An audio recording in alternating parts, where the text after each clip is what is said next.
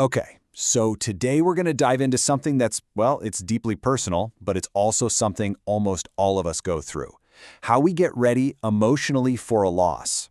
It's a heavy topic for sure, but the way we're going to break it down today offers a really powerful and practical way to get through it. So let's just get right into it. Right off the bat, this is how it's described. Not as some sharp, sudden pain, but something that's heavy, wobbly, and close. I think that's such an honest, raw place to start a conversation that, let's face it, we usually try to avoid. So here's our game plan. We're going to break this whole thing down into 6 parts. You can think of it like a roadmap, something to help us put a name to the feelings, understand the internal conflicts, and hopefully find a way to move forward. Our journey really starts by just identifying that first persistent feeling. You know the one. It's that sense of dread, that sadness for something that hasn't even happened yet, but you know it's coming. This is what the source material calls the sad cloud.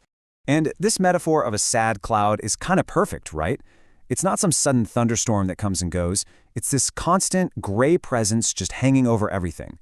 And honestly, just giving that feeling a name, calling it the sad cloud, is the first huge step toward dealing with it. Because you can't really manage something if you can't even define it. So when this sad cloud rolls in, it often kicks off this internal battle that I think a lot of us can relate to. It's this fight between trying to handle all the practical stuff and actually letting ourselves feel what we need to feel. It's like you've got 2 different people living in your head. On one side, you've got the planner. This is the part of your brain that just defaults to problem solving. It's all about the numbers, setting up affairs, making a plan. It's a classic defense mechanism, really, trying to fix an emotional problem with a spreadsheet. But then you have the feeler, the part of you that knows this can't be organized away. It's this constant tug of war. And this distinction is so important. Focusing on the logistics, on the planning, it's not always about running away from the feelings, it's about managing them. The idea is to avoid getting hit by what's described as a haymaker of sadness that you just weren't ready for. It's about proactively carving out the space you're going to need to really feel it all later on. So this whole idea of managing our emotions, it leads us to this really powerful new way of thinking about all the burdens we carry through life. It's called the load. That's it. A simple but incredibly powerful idea that reframes the entire struggle. It's not a problem you have to solve. It's just a reality you have to navigate. So the load is pretty much the sum of everything. All your burdens, the emotional ones, the mental ones, the practical ones. And the critical shift in thinking here is moving from trying to get rid of it, from trying to defeat it, to just accepting that you have to carry it. As the source material puts it, I've accepted that I gotta carry the load. You can't just shed it. But what's actually in the load? This is where it gets really interesting. It's not just pain. Sure, it's responsibilities and memories, but it's also reasons, landmarks, and what the source calls the material of manifestation. And that's a profound idea. It means that the load itself, the very things that are so heavy, also contains the raw materials you need to grow. They're the tools you can use to build your way forward. Okay, so if we have to carry the load, how in the world do we do it without completely collapsing? Well, let's get into some actual practical strategies for managing your pace.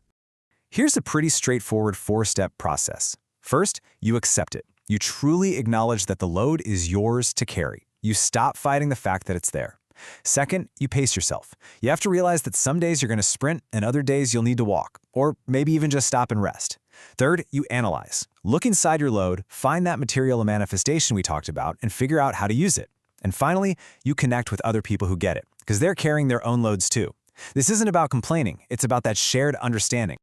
I love this quote because it just perfectly captures what pacing is all about.